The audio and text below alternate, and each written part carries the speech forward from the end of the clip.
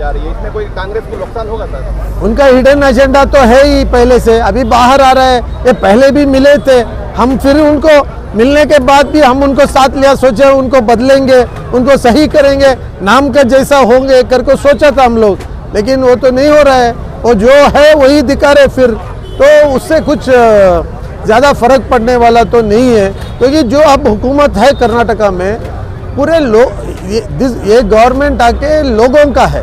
पहले हमारा आम इंसान का हुकूमत नहीं था कर्नाटका में, आज तो हुकूमत किसका है? आपका है।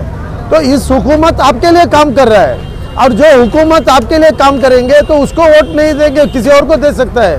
जो हुकूमत बात कर रहा है एक तरफ, और जो हुकूमत काम कर रहा है एक तरफ, तो किसको वोट देंगे आप? तो इसमें कोई फ़र्क होने वाला नहीं है।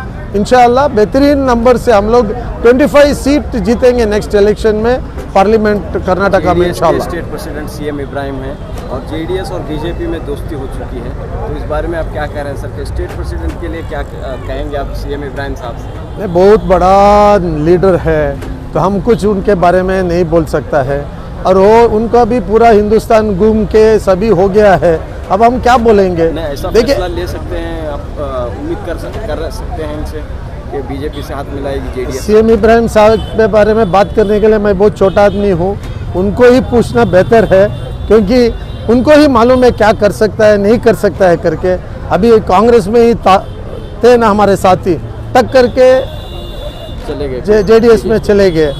अब फिर उनको ही मालूम रहेगा कि और प्रेसिडेंट के बगैर बीजेपी के साथ अलायंस हो सकता है? नहीं, तो उनको मालूम है ना ये क्या हो रहा है करके।